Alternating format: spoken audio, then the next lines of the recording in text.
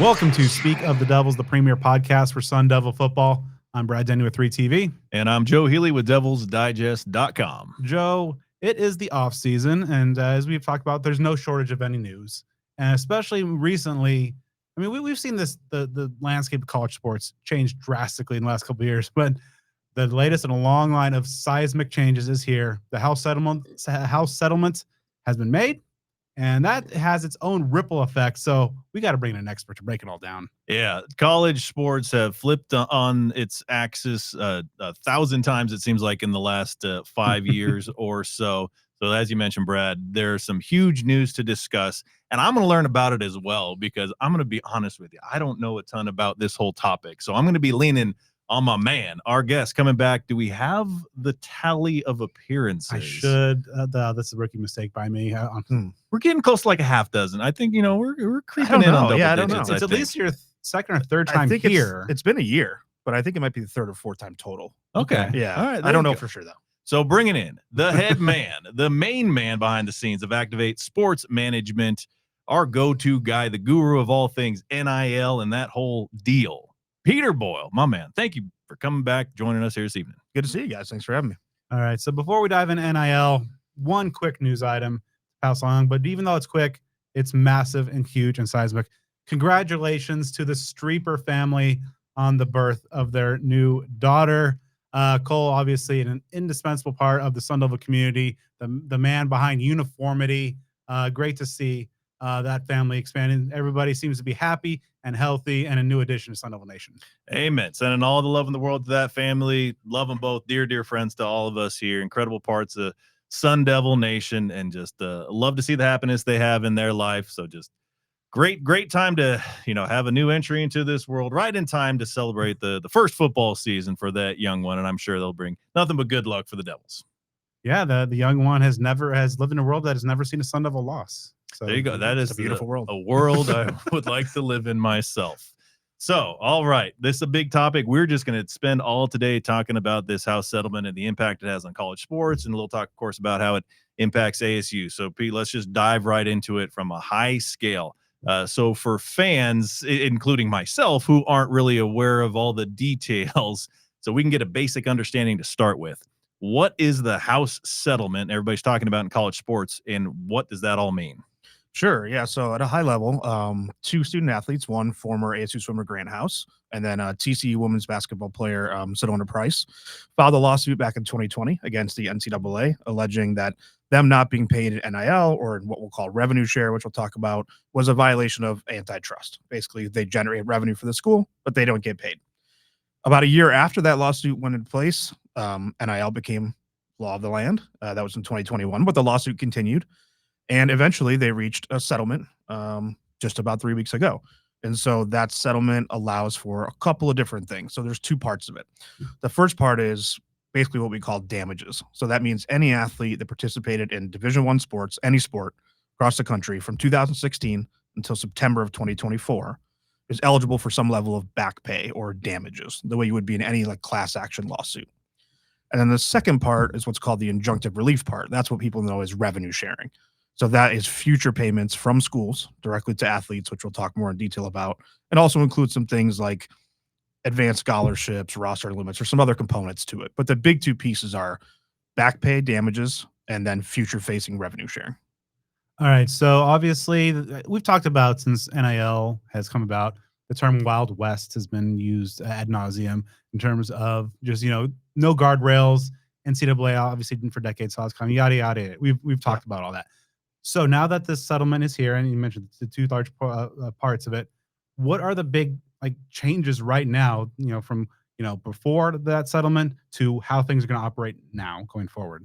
Yeah, so we'll take it in two parts, because one is much more complex and probably more forward-facing than the back pay part. So the damages part is just amount of money, $2.75 billion, to be paid to all these athletes by the NCAA over the course of the next 10 years. That is all calculated by sport, time they played. And Peter, what's the significance of 2016 as a landmark date in that range? Do you know I don't know how that makes that be what they chose to go back to? I actually don't. Yeah, I'm not sure why like those dates. They seem relatively arbitrary. I'm sure Yeah. there's something behind them, Right. but I actually don't know that answer. But that is the class 2016 to 2024. So that was scheduled to start being paid out July 1st. There's already been an injunction filed on behalf of 8 female athletes, alleging that that is a violation of Title IX. That injunction was stayed. I'm going to try to stay away from like legal jargon, but basically they said that's not fair. And the court said you might be right. So that's now on pause. So until that new case is adjudicated, that money will not be distributed to the athletes, which is ironic because that was the entire premise of the lawsuit to begin with. It wasn't the injunctive relief part. But for the changes moving forward and what fans will notice and people will want to talk about and see is the injunctive relief. So that is the revenue sharing payments from schools to athletes moving forward. So there's a cap each year for just the revenue sharing part. So that's not NIL, which we'll talk about in a second. Just the school payments are for year one, 20.5 million. It goes up 4% each year after that for the next 10 years. And that's money that schools can pay. Now the schools have to generate that money, right, from any revenue stream they want. It's not like the NCAA is handing each school 20.5 million. So there are plenty of schools who have already come out and said, we won't be able to pay 20.5, but we'll do 10. And Graham Rossini, since the kind of the jump here, has been saying we're going to go, to the limit of the house settlement. Yeah. So, but as you mentioned, it's going to be, it's not just a static figure. It's going to be each and every year kind of creeping up. Yeah, and I suspect like most Power 4 schools like ASU that have all the major sports, football, men's and women's basketball, baseball and softball, et cetera, will get pretty close to fully funding the 20.5 or each number as it goes up. It'll be interesting to see schools like a Davidson or a Gonzaga who really have like one sport, right, which is basketball. Probably A, don't need 20.5, but B, won't be able to generate it. So it'll be a little bit different, but I would suspect most of the schools that are similar, schools like ASU will get pretty close to that number. Is there a situation, kind of speaking of those, like the Gonzagas of the world, where, the schools that hang their hat on one specific program that, the number might be smaller than the 20.5, but since they just have the one rather than like ASU with 26 varsity sports, that could actually kind of be in a person they can have put more of their chips and become more of a power. Yeah.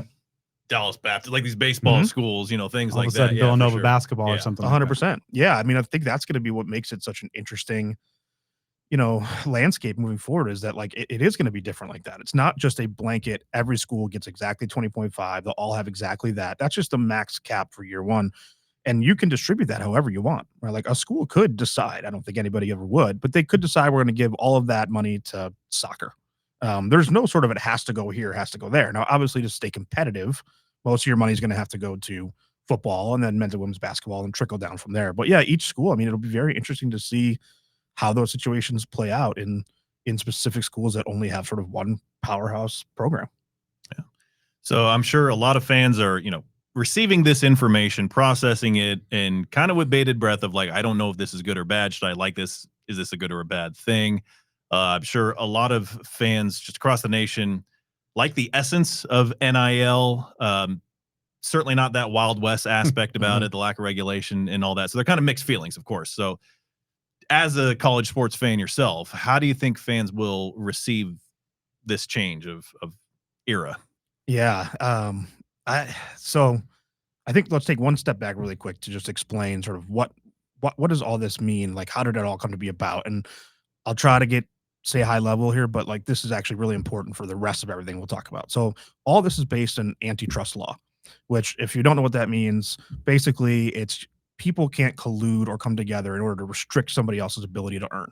So very quick example. Let's say that I'm a software engineer and I make $100,000 a year and I work for Google, but then Amazon wants to hire me because I'm good at my job and I have a good skill set and they pay me $150. Okay, great.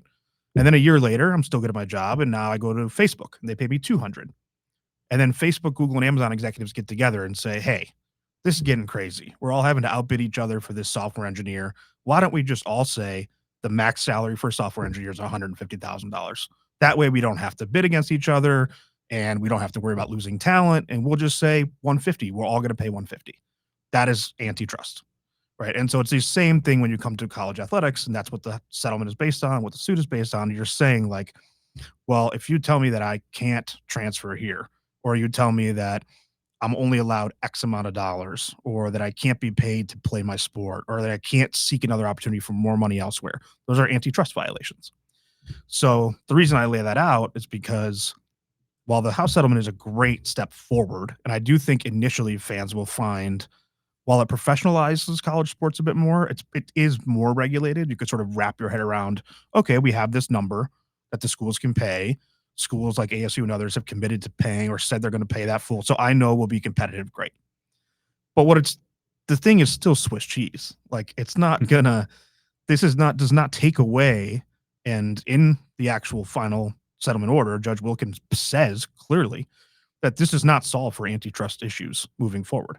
And so a lot of, I think, what fans expect to come with this, at least what I see online and in my conversations, is sort of like extreme amounts of regulation. Like, oh, we'll have, and we'll talk about this later, but this will now mean we've got 2-year contracts and 4-year contracts and buyout clauses, and you can't transfer here and you can't do that. Those are all still antitrust violations that have not been addressed by this.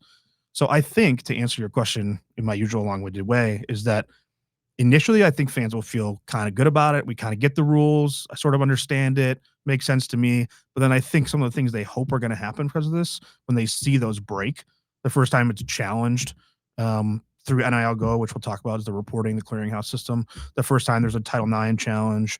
The first time a school goes out and says, cool, 20.5 million, but we're going to get another 20.5 in third-party NIL deals. So we're now 41 million. I think that's when fans are going to start to be like, this isn't what I thought it was going to be. So still rich getting richer, not yeah, level on the playing field. It's not to sound cynical. I just think that there's still so many holes in this that I don't know that fans are going to find it to be the ultimate answer, like the panacea that they might think it is. Yeah, because ultimately, players getting compensated for the play, the putting their bodies on, generating the billions is a good thing. But it just seems like, obviously, after years of kind of the Wild West, and now this Swiss cheese model, it's really interesting. But so the next thing, kind of a 2-part thing right here.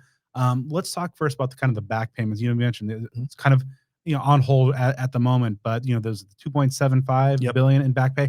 Now that's all coming from, like, schools are having to kick in to the kitty on that regard, right? That's all from the NCAA. Oh, okay. Yeah, so that money, I think, largely will be paid for by probably the NCAA basketball tournament, which is their NCAA's largest revenue generating stream. But that's also paid out over 10 years. So it's not like you'll get X amount year one. Like, the NCAA will be able to decide whenever that actually goes through how they want to pay that out. I don't think that's been made clear, at least not to me or my athletes yet. All right. So the other part looking forward is kind of the revenue share now, and the 20.5. Let's break that down. Exactly. What's the revenue that is being divvied up and shared, and how is that going out to all the different member institutions? Yeah, so that all has to come from each individual school. So you've seen a lot of different. I think this is where it's interesting and sort of exciting for a place like ASU, who can be, like, not to make a joke out of it, I'm being serious, like, who can be very innovative. Like, you can come up with sort of any way to generate revenue the way any company could. So you could use that from literal ticket sales. You're seeing some schools have already come out and said they're adding on to tuition, sort of the student fees, a student fee or an athlete tax, which will help to raise some of that money. Doesn't all have to come from one place. It's not like it all has to be 20.5 million from student fees. It could be a few million from student, a few million from raising ticket prices, a few million from a corporate partnership or sponsorship. There's media rights deals and any of that could yeah, it could. I mean, any way that a school could generate revenue can be used to pay this amount of money. So the opting in and opting out, and this was especially a topic, many months ago. You heard about schools, they've opted into revenue sharing. It's based on my research, and again, I am not an expert on this. That's why we've got Peter here. It seems like pretty much all major schools, with a few like FCS football level exceptions, have opted in. But what can you tell us as far as basically the difference between opting in and not, and why a school would choose one way over the other? Yeah, I don't think you're going to see any Power 4 school not opt in, because you'd be at such a competitive disadvantage if you didn't opt in. The only reason I think you might see some schools like the Ivy Leagues is because they operate on such a different model, different revenue model. They don't do athletic scholarships oftentimes, so that they may just want to control their own financial model. You might see some of that. You may see some schools say, like, hey, we can't compete. We're never going to be able to get close to 20.5, so we're just going to drop out of this and not pay it, which would be, I mean, these are such complex financial decisions for a university to make. Yeah. But I think the only reason you would maybe potentially opt out is if you just couldn't afford it, or if there was something else in the settlement that you didn't want to abide by. So it's not just the revenue share. All the aspects of the settlement, including the roster limits, all the things we've talked about, like, if you opt in, you're opting in all of those. Gotcha. The only other thing I would say is that you can opt in year to year. So you may see some schools be like, this is too new to us. We don't have a plan. I don't really know how you wouldn't. It's been sort of the tea leaves have been there for a long time that this was going to happen. But let's say you didn't, right? You may say year one, we're sitting out while we figure our stuff out. Year two will come in. So you might see some of that, but I would be very doubtful you're going to see a Power 4 school opt out. On that note, though, like kind of with the opt-ins, opt-out, and obviously we've already seen kind of the stratification of, talking about football, just kind of, there's 136 FBS teams now. Missouri State's joining up, but obviously there's like the haves and the have-nots. Could this potentially have that gulf between the power whatever and the rest of Division I, or could that gulf even widen? And as some people say, ultimately, is it a super league? That things are moving towards, but like, could this hasten that that movement? Yeah, it could. I mean, I think more so probably the former, right? Like, I think you could see quite a divide between schools who just cannot generate the type of revenue to compete, where they may otherwise have been able to. But I don't think it's going to be such a delta where you're going to have within the Power 4 schools that compete, not your Gonzaga basketballs or your Long Beach State baseballs, but like your big state schools, land grant schools. Like, I don't think anything, the delta's not going to be so large that I think it'll completely imbalance the competitive flow. Like, I don't think you're going to see, ASU say we're going to do 20.5 in year one, and West Virginia say we're going to do 2. Like, I just don't think that the numbers will be so disparate that they won't be a true competitive landscape. Whether this sort of turns into more of the Power 2 conversation that folks are starting to have, right? Where we're sort of viewing those conferences almost separately when it comes to complex issues like playoff format and stuff I'm not at all qualified to talk about. Then I think, yeah, maybe. But for now, I don't see there being an immediate like realignment because of the settlement. Because it's you just like Kennesaw State and Alabama are on paper the same level, but obviously it seems like this in five years time is just going to widen that gulf so much that I'm just wondering what like the structure of the sport's going to look like. Yeah, but have they ever been the same? Because like facilities were always different. Uniforms and school sponsorships and like schedule and crowd size and national television, like all those things. Like Kansas State and Alabama were never on the same page, despite being on paper on the same page. So I don't know that this to me creates like an even more enhanced version of that. I guess maybe like the more formalized version of like, there's been talk over the decades of, football breaking away from the NCAA in terms of the Super League, in some degree. I'm just wondering if this that hastens that a little bit, but I guess, time will tell. Yeah, it's definitely possible. I mean, I don't think, again, this is not really my area of expertise, but generally speaking, as I view it, I don't think that like overall realignment, restructuring of the way NCAA and now the CSC, College Sports Commission, or the different leagues or some athletic departments spinning off of their universities, as we saw Kentucky do recently. I don't think that stuff's going to change, but I don't know that like 2 years from now, because of House, you see a drastically different SEC than you do today. So for the revenue that will be shared, you kind of mentioned, ASU can be innovative on how it generates that revenue. I mean, is it accurate to assume that it's going to, I don't know if this is a dumb question, if that it's going to need to be new revenue for these schools? Like, are they already kind of maxed out on their budget to where, hey, if we're going to participate in this, we have to find new ways to bring in money? Or is it basically some schools kind of already have that embedded into their budget, at least in part? Yeah, I think these, again, are huge, complex. These are massive organizations, right? Like, these are aircraft carrier size organizations when you talk about these big Power 4 schools and the athletic departments. So I think it's going to be up to each one and different for each one. You are seeing some, not that I'm in any way saying this has happened at ASU, but you have just factually seen some athletic departments begin to cut costs other places. That could be cutting sports. That could be cutting staff. Again, no indication that's going to happen at ASU, but you have seen it happen at schools. So that could be one way, is do you sort of addition by subtraction? But yeah, I mean, I think that again was where it's really interesting and innovative, is like, how do you come up with $20.5 million that you didn't have to account for 21 days ago? Yeah, like that's the truth. Exactly. Yeah, exactly. So I'm sure Title IX is a big deal here, and you talked about that's already caused litigation in very, very short order. How do you see that functioning with the revenue sharing? Yeah, I mean, I think it's still the biggest. So I didn't go back and listen to it, but I remember from the last time I was on, we were talking about just the NIL landscape with you guys, and this is obviously a year ago, way pre-house being determined. But I think you asked a somewhat similar question. I remember saying like it's, I don't know what stupid corporate jargon I use, but like an iceberg or a Synergy landmine or or yeah, something. something stupid like that. But it really is still that. Like it's still this massive thing that could derail so much of this. I mean, already, like we talked about, the entire premise of the original lawsuit was the damages back pay. That's already paused. Like a couple of weeks later, that's on pause for the foreseeable future. It could take a long time to adjudicate that case. It's not like it's going to be done in 20 days. Like that's already been upended by just 8 female student athletes, right? Imagine if that was 800 making the same claim or 8,000. Like it could be massive. I mean, there was the Oregon Title IX lawsuit that had to do with NIL. It wasn't all NIL, but that was a part of it. I think we talked about last time too. That's been, I mean, already passed through a motion to dismiss. So like that's going. And so I just think like, you know, and not to be on a political side or not, but it's an important fact of the whole thing is that in the last administration, just prior in the winding down weeks, President Biden's Department of Education said that, you know, they put a memo out saying that it's their belief that Title IX applies to future revenue sharing payments. Now President Trump has rescinded that and said that his Department of Education doesn't think that. So that's just, again, not taking a political side, but it's a part of it. Yeah.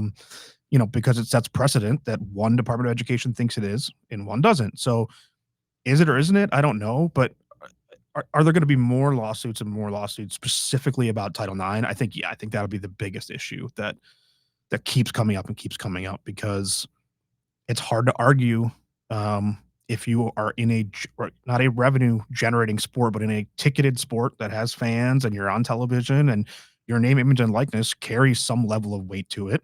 And ASU is not ASU, Texas Tech, Michigan State, whatever school isn't necessarily profiting off of that, but it's the same antitrust thing where it's like, are you being paid versus a football player versus a baseball player? And that's why I think you see a lot of schools who are trying to get ahead of this, the ones that have announced. And I don't believe I've seen ASU announce any sort of specific plan about revenue share other than what you mentioned, which was Graham saying we'll go all in.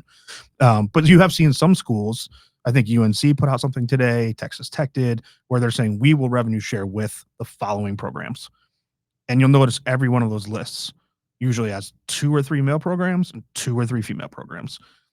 That's not by mistake, that's by design. And is that balance probably okay with football being just the body count is so significantly higher? And I know that balance is important elsewhere. Is that just team for team balance maybe going to keep? I mean, it's such an unknown. But it's I mean, such an unknown, and it's just going to have to be litigated. Yeah. And that's what will happen. There's no question. All right. So I think one of the biggest misconceptions about this whole thing is like people view like the 20.5 figure as some sort of like NFL salary cap. Right. That's, you know, obviously that's just, and you mentioned it's going to go up, but it's just kind of, that's just kind of on the rev share school side. That doesn't factor in like, you know, the Burrito Expresses of the world doing deals and kind of everything on that.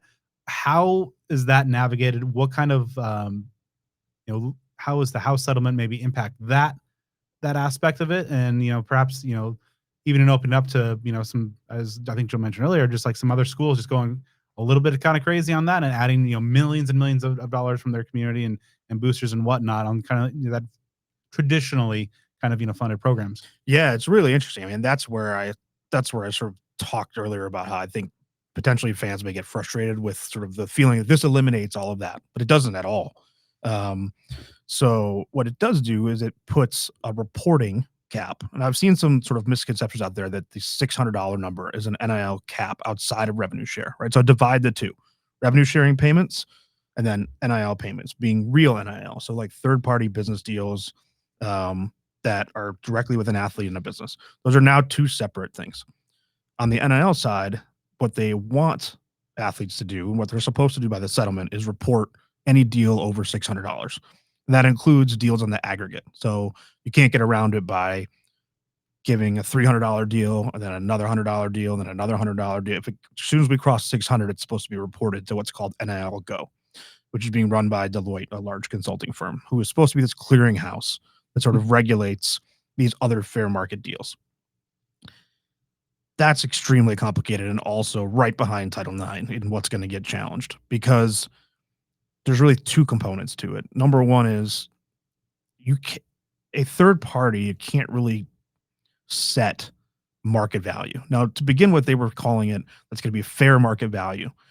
As soon as they went live, they changed it to a compensation range analysis, because you can't really provide a limit on what I, as a business owner, believe is the value that I'm going to get on the legitimate return for my business. So if I'm going to take if I'm a car dealership in Ann Arbor and I want to take the Michigan quarterback and put him on my commercial, it's very challenging legally for Deloitte to say, well, you can only pay him $100,000 for that commercial. You cannot pay him two, because as that car dealership, I'm not subject to the terms of the settlement, right? Like, I'm just my own independent business.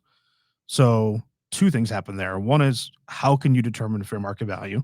And so I think as soon as there's consensus, by the way, amongst every NIL person I talk to across the country, I talked to one today who feels the exact same way. The second that happens, that's going to get challenged in court. So we're all just sort of waiting on that.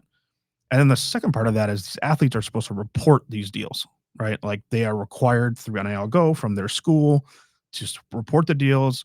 Schools are not. Now, there's a stipulation where technically, if you're a publicly traded company, your deal is not required to be reported. But no school is going to have their student athletes sort of parsing what they should be reporting and what they shouldn't. So they're just going to tell them to report everything. Just any deal you get, just report it. But a private business who's not party to the settlement could very easily just say, I don't want you to do that. Like, I'd prefer to keep this confidential. Every marketing agreement I've ever worked on, and that's what NIL is, it's a marketing agreement, that I ever worked on in my career, going well before I was an agent, they all have very strict confidentiality clauses in them, because why would I, as a business, want my competitor to know that I spent $1,000 for this athlete's name, image, or likeness? Because as soon as they know that, they can just go spend two. And now we're in this bidding war back and forth. And as a business owner, I wouldn't want that, right? So I think we're going to also find a situation here where, if a confidentiality clause is an agreement, like, as an agent, I would not intentionally fight that. But if the business was strict on it, I wouldn't invite my client to, or advise them to materially breach that agreement by reporting it.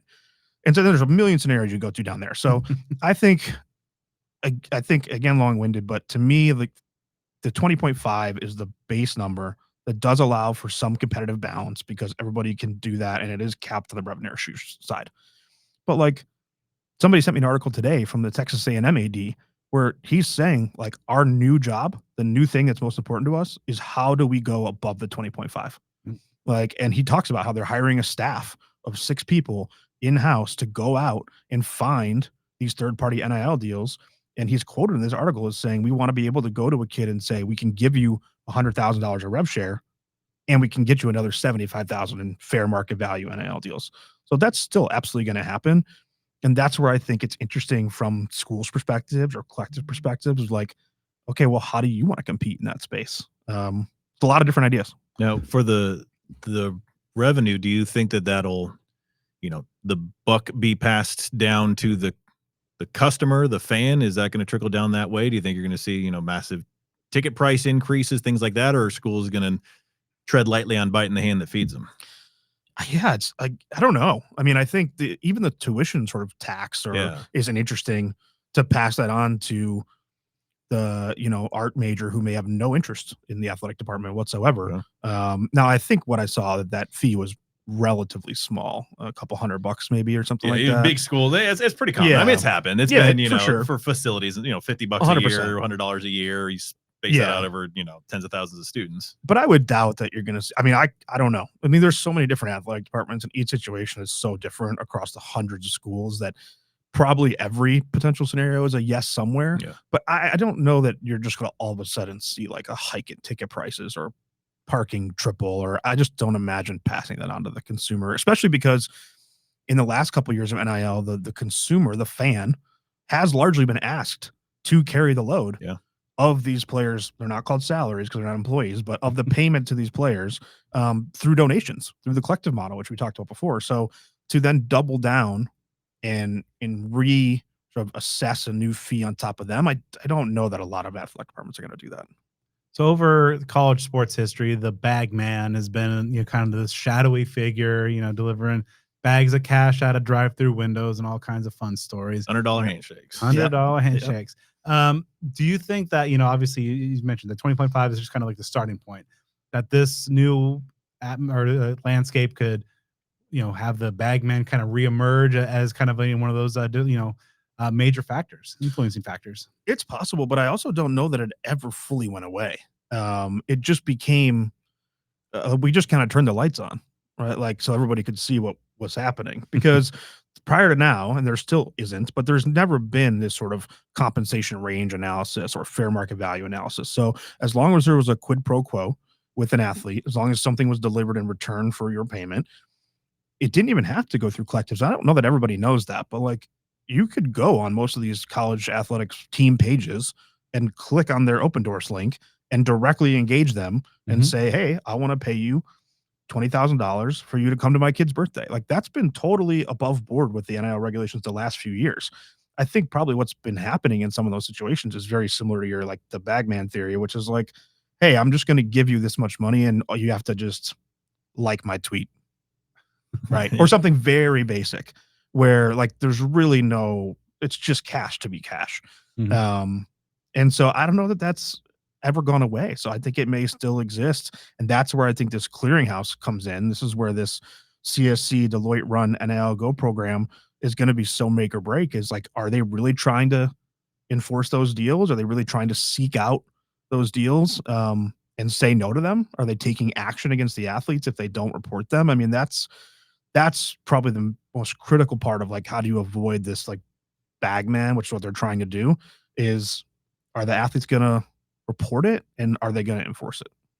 All right. So, of course, you're representing the players and getting them deals in this new landscape. Walk us through the process of an NIL deal, with, of course, the clearinghouse's involvement now, kind of from start to finish. Yeah.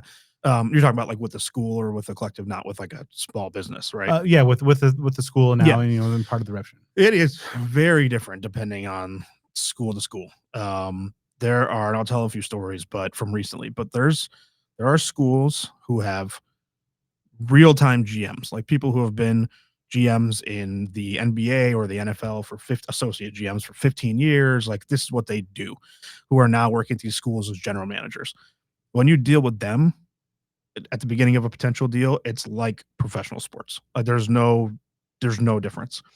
There are other schools who have their coaches do most of it, which is not traditionally been their job. So that seems to be a much more, like, haphazard approach. But I'll give you a couple examples. So one, and I'll be vague with, like, I'm not going to obviously use player names. I'll be vague with schools, etc. Have a revenue sharing deal with a Big Ten school.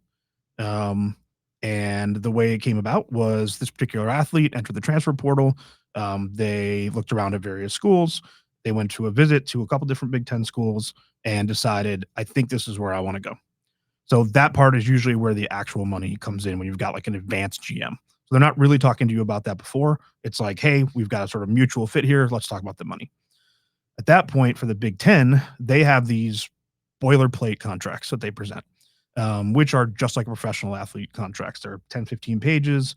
I represent a professional volleyball player. Their two contracts are no different, right? So it's exactly like that. And that's where you're having a negotiation with this GM. They're going back and forth with the coach around how much money is it going to be?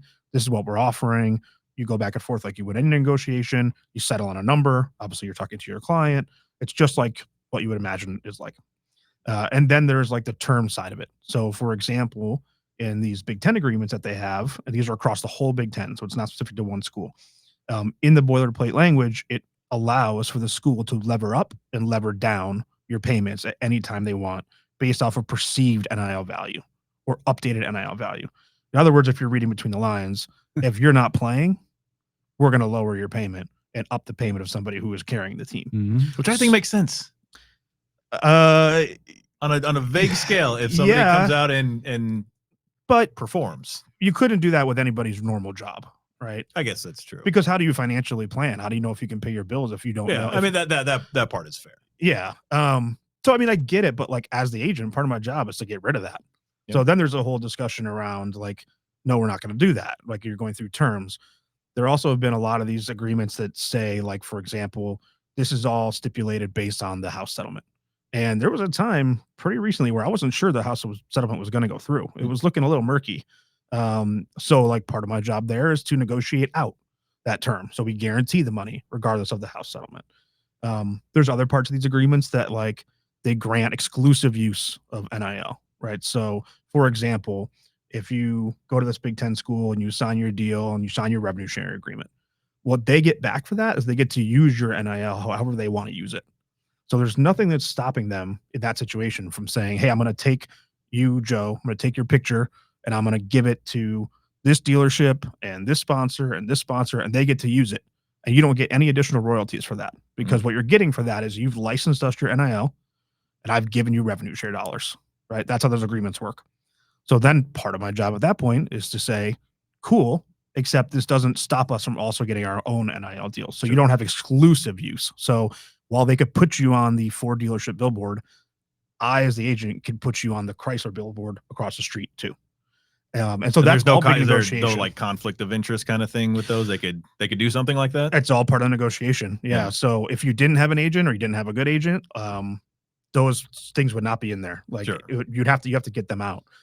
So that's where it does become like a true back and forth negotiation where it feels like professional sports. Much different than a year or two ago where you get a collective deal that was just literally like, post this Instagram post, here's your $5,000. Yeah. Sign this thing. That's it. These are real contracts. I could go on, but let me pause, see if you have more before because there's a couple different ways it works that aren't that professional. So one thing I think we never really mentioned, but I think it's an important part. So even though it's revenue sharing, it doesn't have to be an equal, you're getting this, everybody on this team is getting the same amount. I imagine, is there a basement, like, okay, everybody's got to get at least this, or is it just like, you got to get $1, you got to get paid, No. So they're not employees, which is a huge issue we could spend an hour on, but no. So you can divide that money however you want. In theory, if you wanted to, not that anybody would do this, but extreme theory, you could take 20.5 million and give it to the quarterback and be done. Okay. You can do whatever you'd like with that money. So there's no requirement that the athletes of the sports that are chosen for revenue sharing, all of which are compensated. That's not necessarily No, there may be some schools that end up doing that. Again, all very like a green space where you can be innovative and create how you want to do it. So I'm sure there may be some schools that say everybody on these 3 rosters is going to get a baseline of X, and then we're going to go from there. But you also have some contracts. So one in one of the other Power 4 conferences that are like truly like they have incentive-based pay. So, which is interesting because we're still making the argument that these are not pay-for-play deals, which is just. And yet in these deals, there are like, if you win player of the week, that's another $5,000. If you make all conference team 2, that's another $10,000.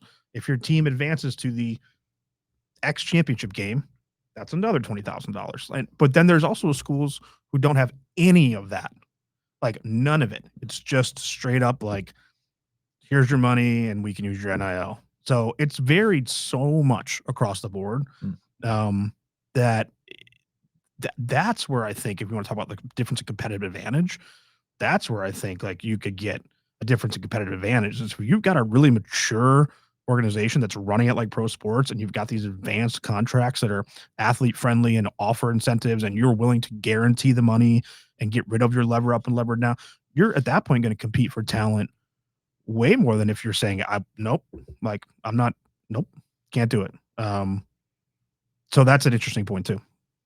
So then on the other side of things, what's the process when you're, going to the, the local college, the car dealerships, the burrito joints and all that stuff? How's that process, now going to operate in this current post-house landscape? That shouldn't be any different than it has been. So part of that on the agent side is like prospecting businesses, like reaching out and being like, would you want to work with my client? Part of it comes in. But that's no different. I mean, the only different component there is the reporting to NIL Go, which again becomes complex if a business doesn't want to do that. But you might find many businesses that just say, okay, like I'm just here to help the school and I want to just do good for these athletes because I love this school. And so like whatever you tell me to do, I'll do. So it'll be weird to see if there's like true pushback there or not. But the structure of those deals should not be changed by this. Again, like revenue share and then NIL, completely different. And I think we've probably come to sort of conflate the term NIL with just mean money to athletes. Mhm. But these now are two completely different streams. And so I believe I saw a tweet of yours recently, using the clearinghouse or the Go. And it seems like a pretty easy mechanism. Yeah, I mean, relatively small deal, but not exactly $600. And it was submitted and approved 30 seconds, 45 seconds, which tells me, I'm just surmising here, but that tells me that this was on a Friday night, like 8 o'clock at night, that there's some level of automation that's already been there's set Like if not up. certain numbers are humans there, Well, there's things are- certain, you're yeah, getting it's just going to automatically get cleared. approved, yeah. 100%. Because there's no way somebody manually cleared that in 30 seconds Oh, for a small deal. There's just no chance. Yeah. So I think I don't know what those numbers are. I have no insight into that.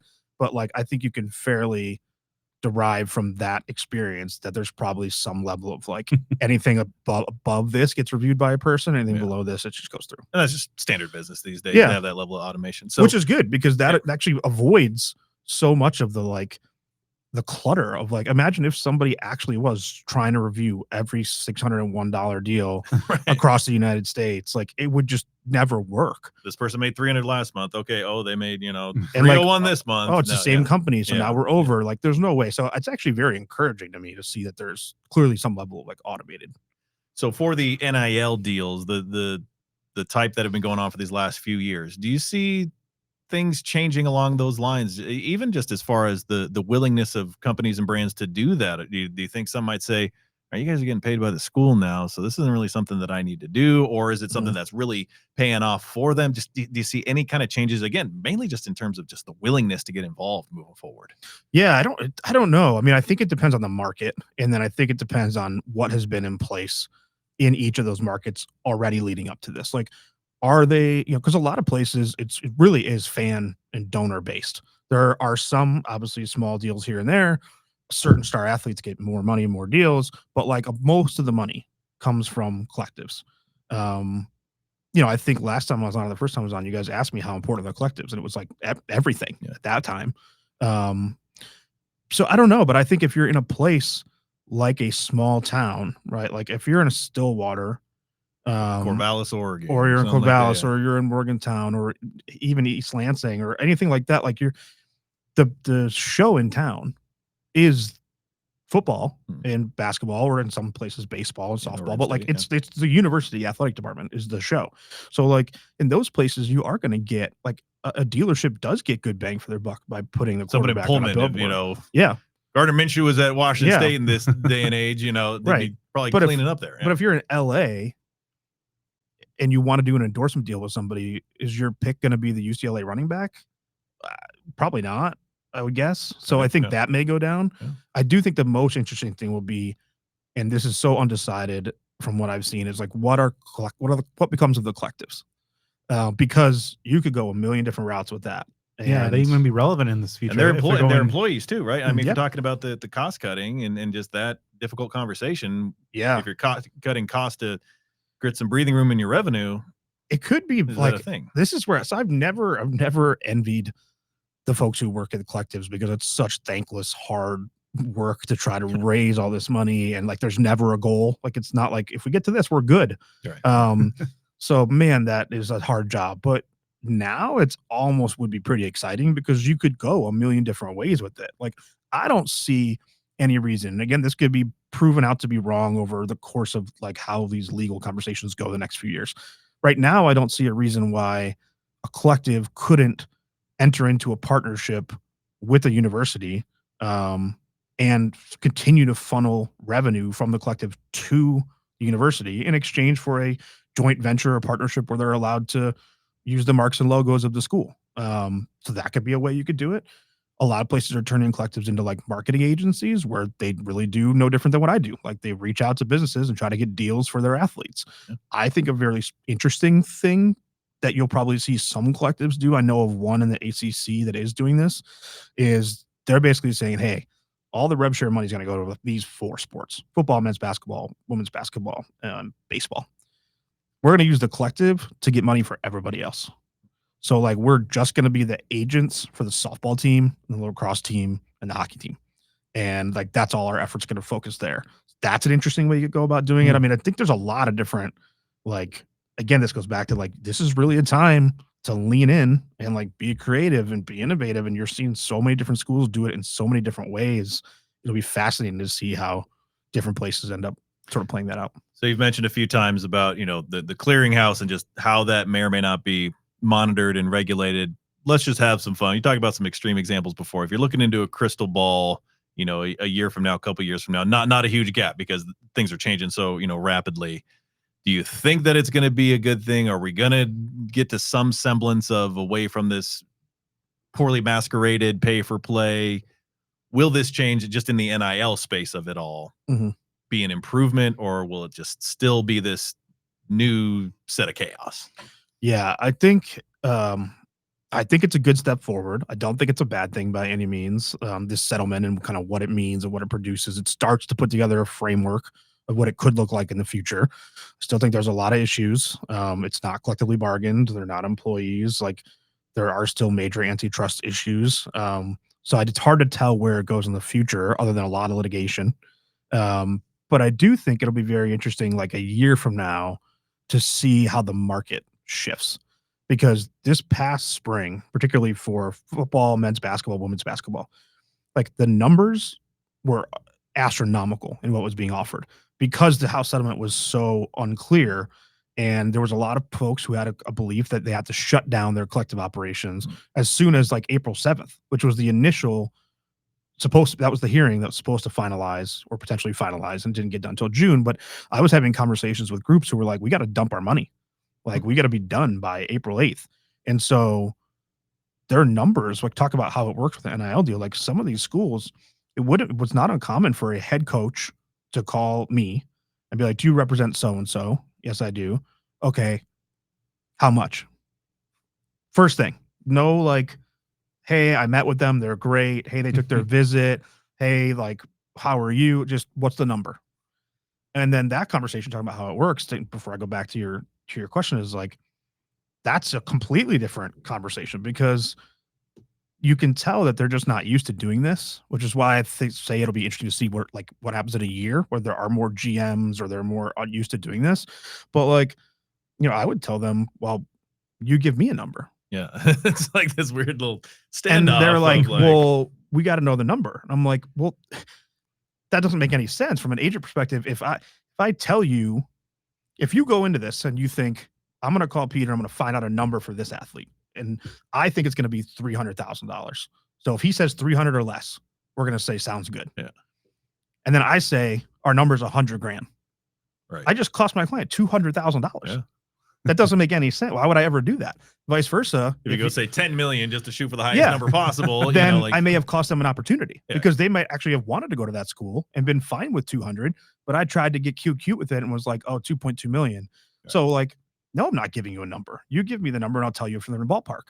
And it's like this completely like a back and forth sort of amateur. Like, it's not like you're passing back. This is where I think the difference is truly right now still remains, like, between the great schools who are super advanced already and the ones who are still catching up, is like, that's not professional sports, right? Like, when you're in professional sports, you get an offer. Yeah. Like, here is the offer. And then we'll go back and forth. And there's some collective bargaining. There's some rookie minimums and maximums and things like that. This is just like, give me a number. What is it? And like, they haven't even met the kid. So if that goes away in a year, I think that would be great actual success, because I would much rather, for my clients, have a real contract with guaranteed money, guaranteed stipulations, the terms that we want, been negotiated, been formalized, than I would just be like, I got $200,000 when you get here. Because I have no way of knowing if that's true. All right. So one of the complicating factors in a lot of all this is, of course, the transfer portal. Multi-year deals are definitely, you mentioned earlier. How do those factor in, kind of both on the rev share school side and also just kind of, the traditional, or I guess the NIL side of things? We've already seen like Miami Wisconsin filing suit against Miami over kind of player poaching, but just like, with the portal and how freely players move these days, how does that kind of factor into this whole landscape? Yeah. So I think a couple of things. I think one is to start with the sort of like multi-year contracts. Could you do that? Could you not? For sure you could. Again, I would hope that the that the kid has good representation and that's being like negotiated the right way and getting preferable terms. But yeah, you could do that. And I see a lot of fans who are like, oh yeah, like we should start putting people on 2 years and 3 years and 4 years. I can tell you from my experience, the people don't want that are the schools. So I actually had a number of clients this past spring where we sort of offered or put forth in those negotiations, hey, and these are made up numbers, but we would like a 2-year for $500K, and we don't care how you divide it.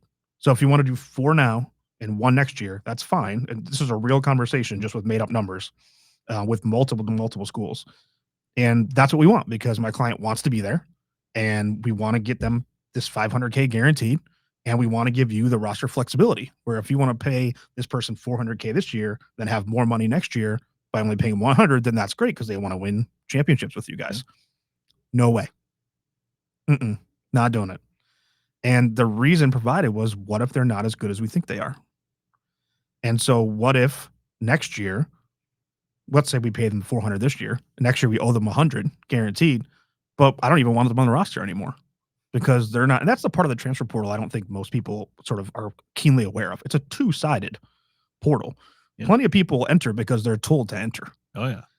Across all sports. That's not just a football, basketball. There's these numbers that there are more entries than there are spots, at least at certain levels. Yeah. 100%. And so like that's, basically that's the school saying, well, we want the ability to change our roster next year. And what if we want that 100,000 for somebody else?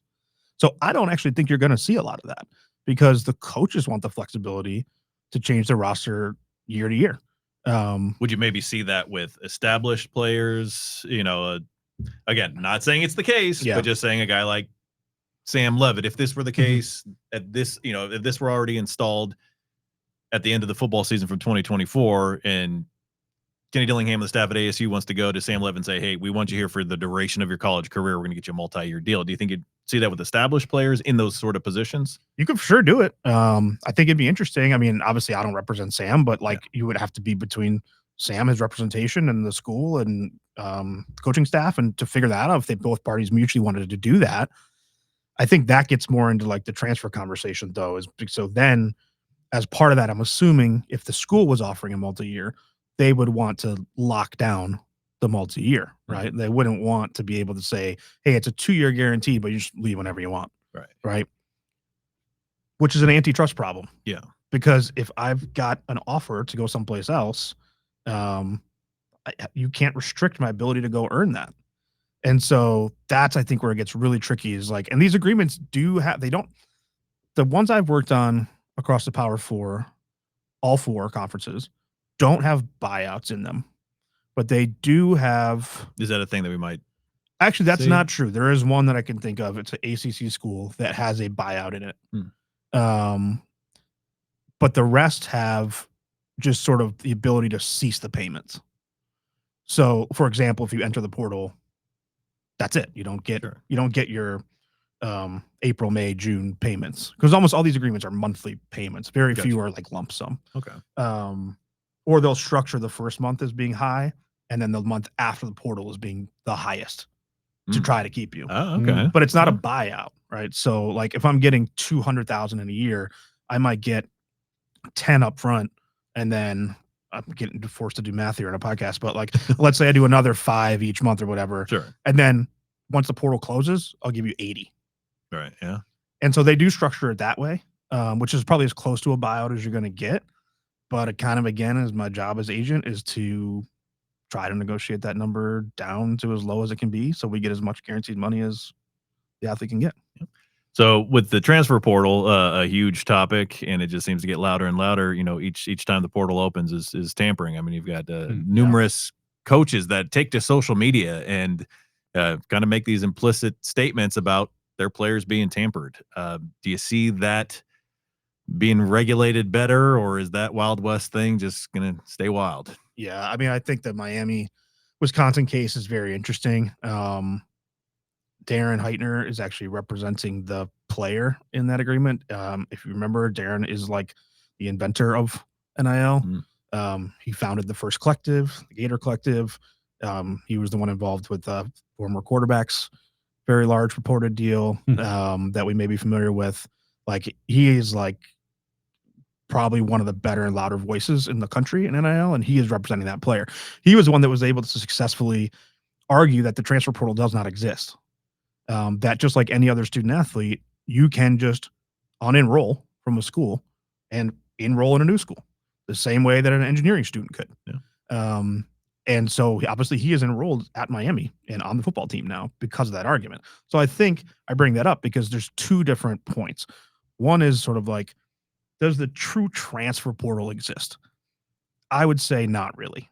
So I mean, they don't go into like this Bill and Ted's Excellent Adventure phone booth and they're in this weird yeah, little chasm of Narnia for a week or two until they find their new home, you know? yeah, not quite. It's like, but schools don't, and this is across the board. Like they reach out to, first of all, they know when people are going to be entering the portal way ahead of time. Like these decisions are rarely made in the moments or days afterwards. There are inkling the way you would have an inkling that you might want to leave your job, right? Like, or move a house. Like you don't just sort of happen.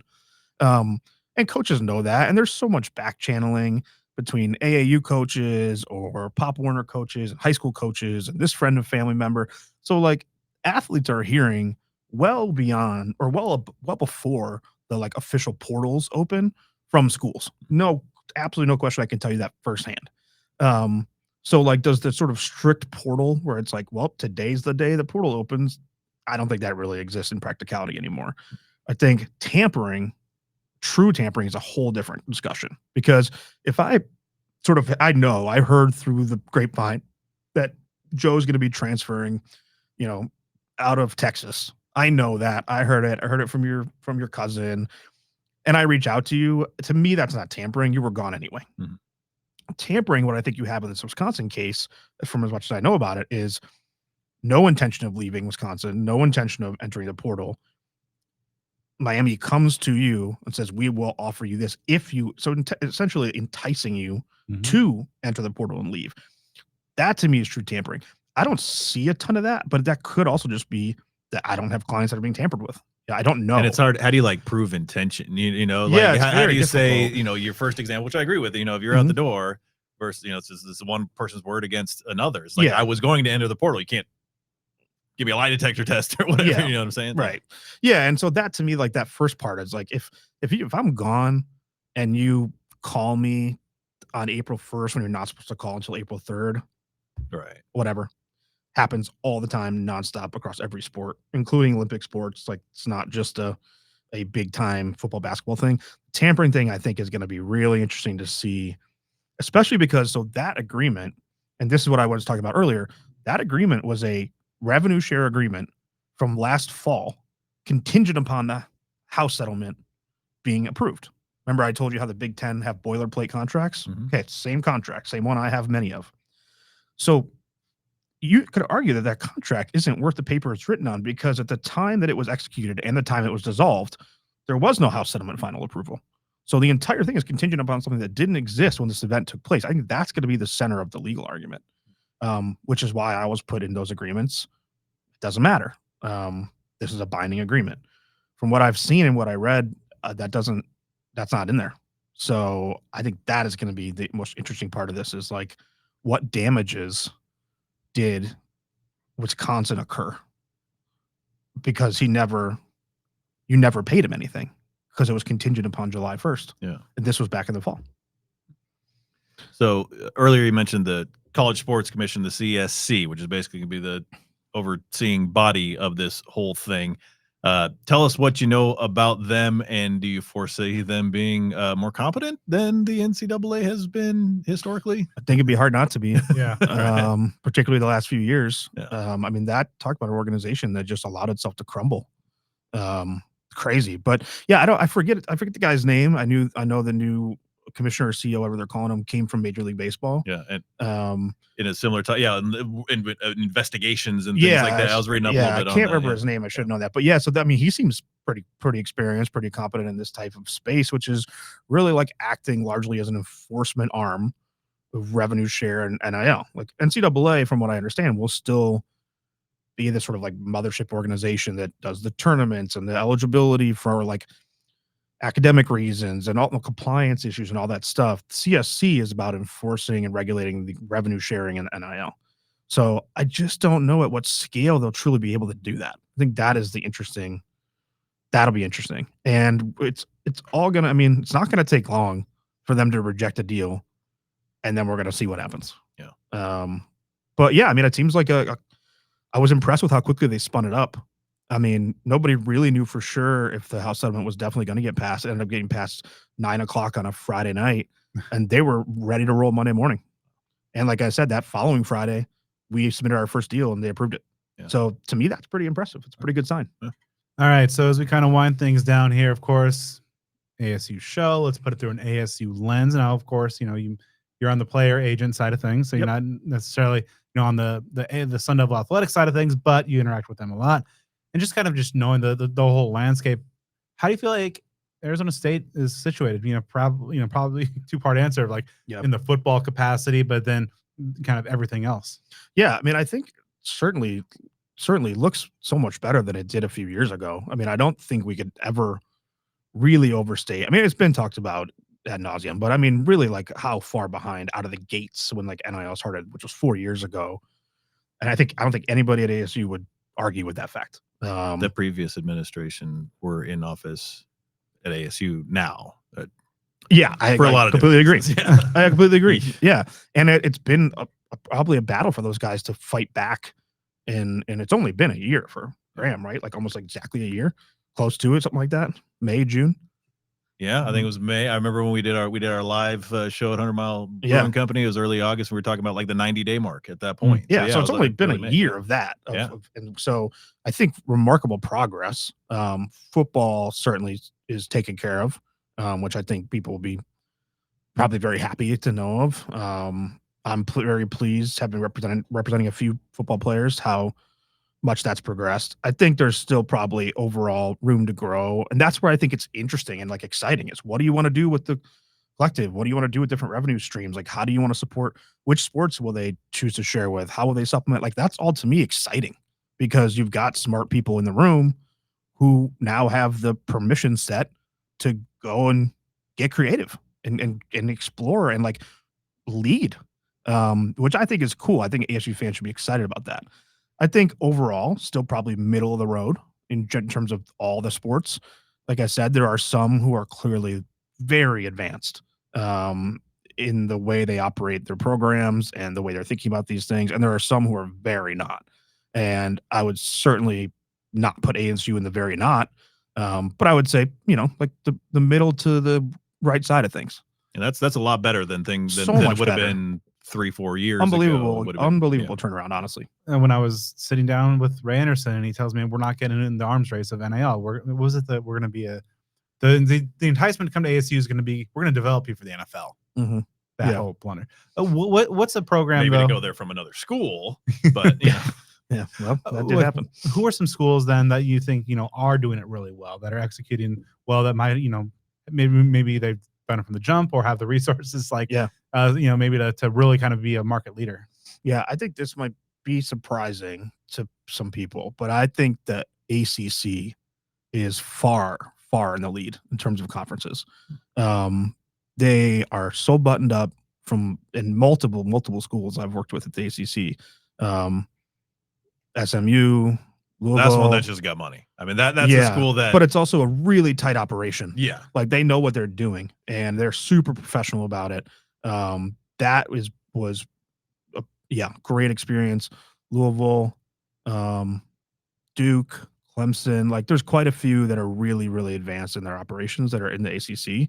Are there any that you would say are surprising in the sense of, hey, that's not really a power school? I mean, they're in a power conference, but it's not maybe a school that you think of being a sports powerhouse, but hey, they are ready to go. I mean, I could be wrong. I don't think of SMU as a sports powerhouse. I know they have a very competitive on the way football up. Yeah, on the way this up. era is tailor made for SMU. That's for sure. If I was thinking like who are the 40 top, years too early? Yeah, who are the top 25 athletic programs over my lifetime, I would never have listed SMU. I think they're a candidate for that. What Kenny Dillingham has been saying as far as who's the next Clemson, who's the next 100%. Oregon. ASU could be in that. I think SMU is very much in that conversation too. Yeah, 100%, totally agree. So I think if I'm pointing out one specific school, I think that their operation is just so like advanced. They get it. It's a professional face on it. Like there's no sort of the thing we talked about before, where it's like, oh, I'm just going to throw this money at you. It's all very amateur. Like none of that with them. So they're impressive. And then if I was picking one other school that I've worked with that I think is pretty good, Mississippi State, I think is a pretty impressive operation and a very aggressive operation. Like a lot of money there. I think they won't struggle to come up with sort of the supplemental NIL deals on top of the rev share. What about Texas Tech? Because they've really been in the news about NIL and this mega know. billion. The guy who retired made a bunch of money, and he's paying a lot of players. I'm trying to just speak from my own like legitimate personal experience versus just like what I read in the news, like schools I've actually worked with. But yeah, I mean, I see what you guys see. Like, Texas Tech is super impressive.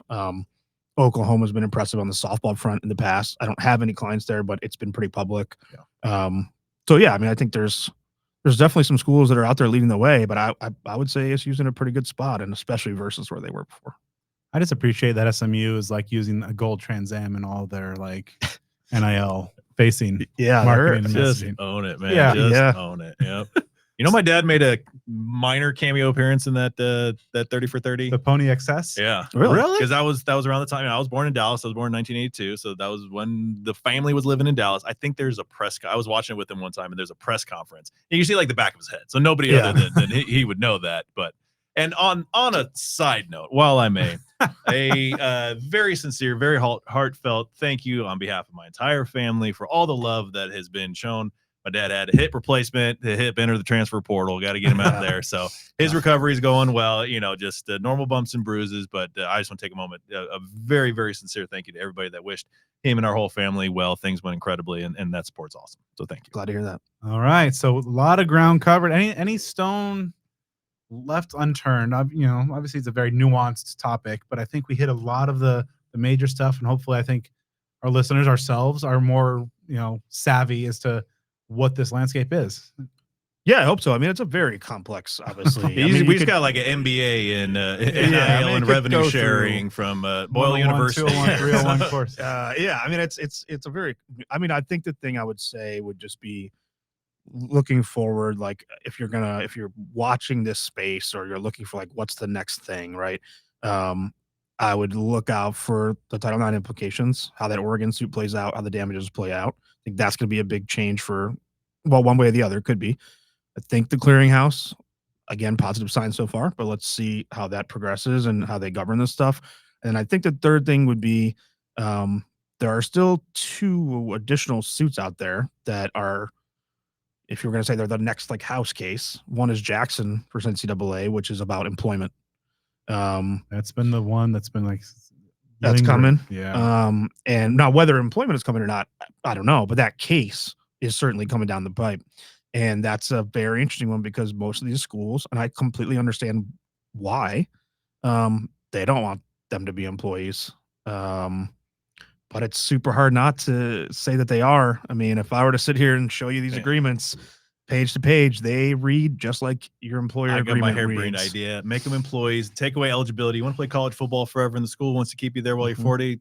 It's America. Let's go, And that's a perfect segue into the second part, which is it doesn't have a name on it, but there's about 20 or so cases out there that are about exactly that, which is viewing eligibility through the lens of antitrust. So I've got ability to make $300,000 next year, but I know I'm not good enough to go professional. Or if I did go professional, I know that my salary in the CFL or in the Euro basketball league or whatever sport I play would be like women's basketball players who would like, there's a huge dynamic there between, college and pro even now. Dude, these college women's basketball players are being paid more than 5 times what the WNBA players. Caitlin Clark's a massive pay cut.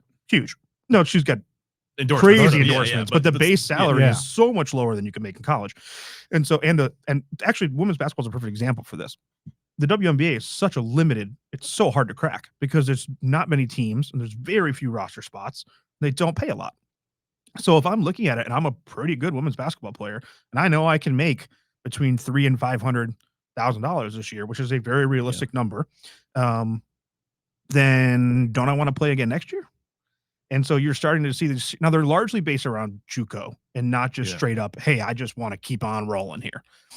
but a lot of them have been winning, and they're winning on the basis of the antitrust, which is like you the NCAA, by restricting my ability to continue to play here, and there's nothing stopping me from getting another master's degree and another master's degree. Like, I could still be a student athlete. You're restricting my ability to earn.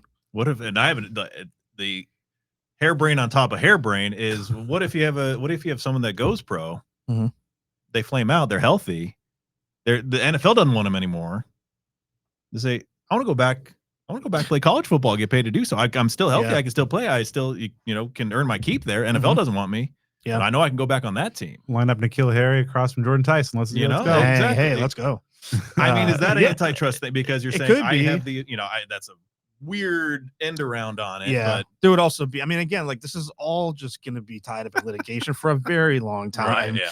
The thing I will say about the sort of JUCO, the eligibility case, is in those rulings, even when they're winning those cases, the courts are saying, I will grant you another year of eligibility, but there has to be some level of limit to this. Like, that's in their opinions. Because the JUCO one that passed, like Elijah O'Neal coming back, that's just for like that class of seniors outgoing for 2024, right? It's not saying, hey, everybody who played JUCO, you can have all these years back. At least not. But it's not a class action in that sense. But what you're seeing is it just gets replicated. Somebody else just says, well, if Joe played JUCO and he got another year, the precedent, why can't Brad do the same thing? Diego Pavia was like that first domino. Yeah, exactly. Sure, and so, but some of them are losing, most are winning. But I do think it is interesting that in almost all the opinions, even when they're winning, the judges are writing, there needs to be some level of limit to this. This can't just be an 8th year, 9th year, 10th year, 11th year. Yeah, the dude from Miami, the McCormick, the tight end. Oh, yeah. Yeah. I mean, a lot of it was injury based, but my goodness, 9 years in college. I know. So that's Blutarsky level stuff. Those are just a couple things I would just sort of, if you're paying attention to the landscape and you haven't had enough from this hour or so, then those would be things I'd watch out for. All right. Tons of good stuff. Peter, how can folks? Professor Peter. I think Yeah. we need to like nickname, man. Not worthy of Boyle that. University. We just got Everybody wants to go there. Little summer school. Stay at ASU. So Revenue sharing at Boyle University. how can people connect with you on social media, website, all the great stuff you're doing, of course, and Activate Sports Management as well? Yeah, I mean, you can follow me on Twitter at Boyle176 or the company account, which is at activate_MGMT. Same on Instagram, activate_MGMT, or you can always email me, peter@activatesportsmanagement.com. All right. I think that'll about do it for this episode of Speak of the Devils. Thank you, Peter, for class in session. I feel like, we all got like 300, 400 level classes now in terms of the landscape of. I wonder how many people fell asleep, but I appreciate you guys having me here. I think the feedback will be good. I think so. This is very informative for me, and I think this is something, again, that a lot of fans are like, I know this is a thing, but I don't know anything about it. So learning is fun. Well, I appreciate it. Learning is good.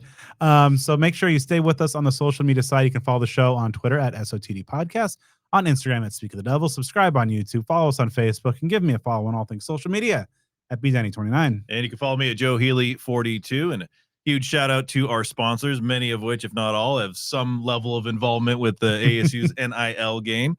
And if you're a business out there that wants to get involved with that, hit Peter up. He'll take good care of you. But those sponsors that we have, of course, you know them by now. You love them. Cactus Sports, Jones Auto Group, Burrito Express, DevilsDigest.com, Spaghetti Shack, and Sun Devil Family Charities. Plus Home Field Apparel, and you get 15% off your first order at homefieldapparel.com. Just use offer code SUN24, SUN24, and then make sure to drop us a 5-star review on the podcast platform of your choice. Joe and I will be back next week. I'm not sure if we want to say what we're going to be doing. I think it's going to be a lot of fun. It's going to spark a lot of debate, but it's going to be really good. It's peak off-season content. And you might just learn a thing or two.